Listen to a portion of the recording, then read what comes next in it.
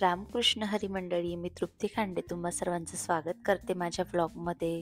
तर मंडळी, हा सीन बघून तुम्हाला वाटेल की हिच्याकडे तर वॉशिंग मशीन आहे, मग ही का बरं अशी कपडे धुवून राहिली. तर हे काही कपडे नाही, हे हॉस्पिटलमधून आलेले बाळातने. तर मी कालच सांगितलं तुम्हाला की मी मावशी झाले, आणि मावशी झाले म्हटल्यावर तर माझ्या जबाबदाऱ्या पण वाढलेल्या आहेत. तर काल आम्ही जवळपास 11:30 वाजले होते हॉस्पिटलमधून यायला, आणि त्यानंतर जेवण वगैरे झाले. त्यानंतर पोरांनी पण खूप जास्त त्रास दिला झोपायला. त्यांना असं वाटत होतं आम्हाला अजून खेळू द्यावं. त्यामुळे त्यांनी इतका टाईम केला झोपायला की उठायला लिटरली 8च्या पुढे झालेले होते. त्रिशूची स्कूल होती, तिला अगदी गर्दीत रेडी केलं आणि बिना ब्रेकफास्टच पाठवलं. इतका गिल्ट आला होता त्यानंतर मला. पहिल्यांदा असं झालं की त्रिशूल काही खाता न पिता स्कूलला गेलेली. त्यामुळे मला खूप जास्त वाईट पण वाटत होतं, पण काय करणार, आता टाईमच झाला होता.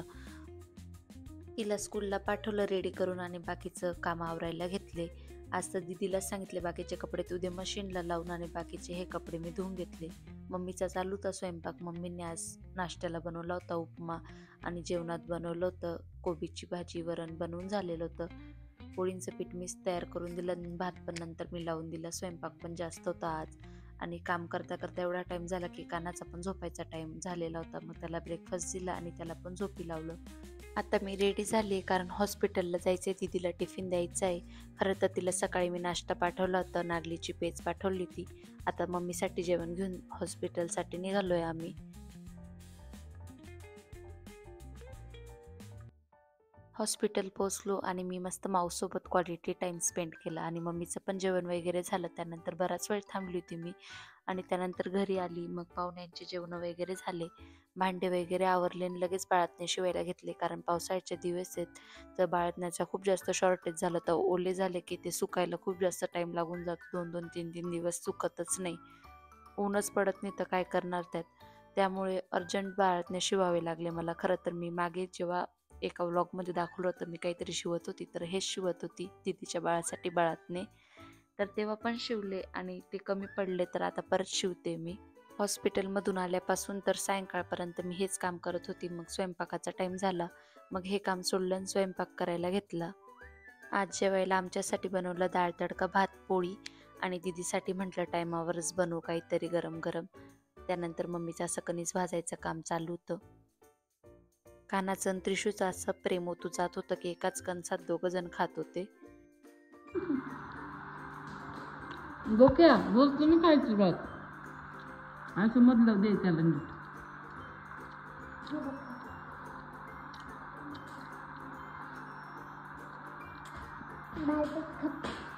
बाहेरचं नको खाऊ नका ना, नीट खा ना.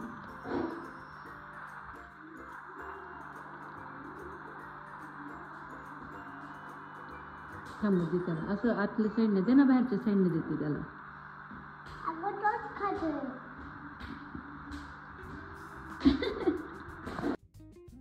स्वयंपाकाचं काम आवरून घेतलं आणि परत बाळातने शिवायला घेतले. बिचाऱ्या मम्मींनी पण त्यांचे 2 कॉटनचे चांगले गाऊन दिले फाडून. घे बाई शिव बाळातने. भरपूर बाळातने झाले आता. खरं तर मम्मी शुभू गेले होते शॉपमध्ये अशी 9वार किंवा 6वार कॉटनची साडी घ्यायला, पण त्यांना मनासारखी भेटली नाही. शेवटी 3 स्टोल आणले अगदी मऊ, त्यांचे पण बाळातने शिवले. त्या दिवशी पण मी बाळातनेच शिवत होते, आणि त्या दिवशी जवळपास 13 बाळातने शिवले, आणि आज जवळपास 10 बाळातने शिवलेले आहेत मी. तरी पण हे सुद्धा कमी पडणार आहेत, कारण पावसाळा चालू आहे. पावसाळ्यात खूप जास्त लागून जातात, कारण ओले होतात तर सुकत नाही, असा प्रॉब्लेम येऊन जातो. माझं काम चालू होतं, मुलांची अशी मस्ती चालू होती. बोल तिला ओरड तिला. कच्ची करते विचार हे मारू नको ना, फक्त बोल तिला. मारामारी नाही. कशी करते ती तुला त्रिशा. बसतील ना, तो बघा बोलतोय ना. ते केस पाय कशी करून घेते, चांगले बांधेल सन्नत. आमची मुलगी वेडी झाली आहे, तिला हॉस्टेलला टाकायचं. सरक ना बाजूला, लिहू दे ना त्याला.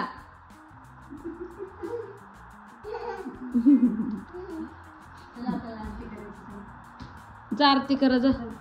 बघितलं ना कसे आहेत हे दोघं. 2 आहेत पण अगदी 2000ला भारी आहेत. दोघं बागड बिल्ले सोपे नाहीत. एकदम भांडणखोर आहेत दोघंच्या दोघं. आता हे शेवटचं बाळात नव्हतं, जवळपास 7 वाजलेत आता आणि मला दीदीचा पण टिफिन रेडी करायचा आहे. तर मी हे काम आता बाजूला ठेवलं आणि स्वयंपाकघरात गेली परत. दीदीसाठी मी आसट उपमा बनवला होता. ती बोलली की चवील असं बनव, तर हे बनवलं. त्यानंतर तिच्यासाठी पापडी वगैरे भाजली, मम्मीचा टिफिन रेडी केला, बाळासाठी पण दूध भरलं, दीदीसाठी गरम पाणी केलं, कानासाठी खीर बनवली आणि एवढे सर्व भरून झालं आणि पोरांना पण खाऊ घातलं. आम्ही पण लवकर जेवण केले आणि आता आम्ही निघालोय हॉस्पिटलसाठी. नको, माऊची बॉटल आहे, नको नको द्यायचे ना ते आपल्याला माऊला.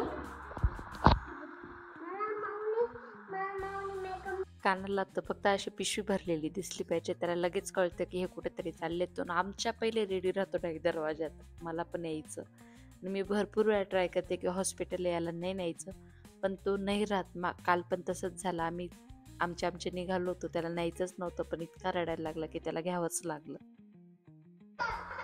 जाऊ दे, नाही जायचं कानू, कशाला जायचं, जाऊ दे.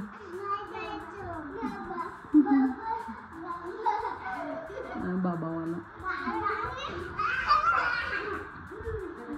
नाही जायचं, जाऊ दे. अय कानाला घेऊन जायचं, कानाला न्यायचं.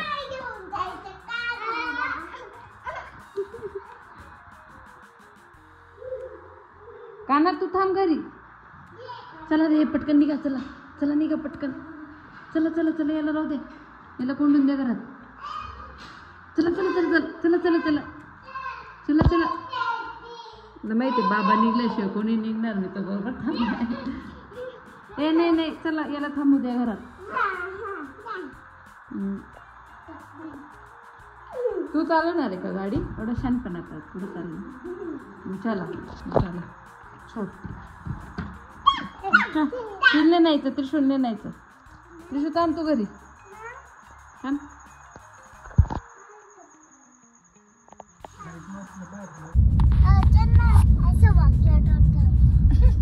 वाटलं तर करू.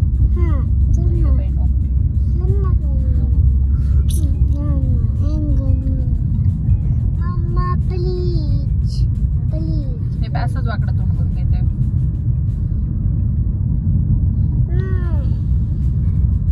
वाकडं तोंड केलं वाकडं होऊन जातं काय, वाकडं तोंड नाही करायचं, असंच राहायचं, असंच राहतं मग माझंच.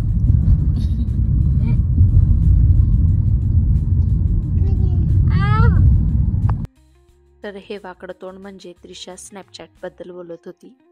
तर गाईज आता आम्ही पोचलोय गावात आणि गावातला सर्वात फेवरेट सीन माझा हाच आहे की एकाच लाईनमध्ये आमच्या गावात इतक्या हॉटेल आहेत. तर आता आम्ही थोड्या वेळात पोहोचू हॉस्पिटलमध्ये.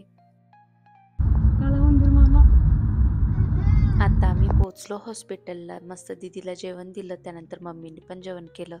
बराच वेळ हॉस्पिटलला थांबलो, माऊसोबत छान टाईम स्पेंड केला, मुलांनी पण खूप जास्त मस्ती केली हॉस्पिटलमध्ये. त्यानंतर आम्ही घरी आलो.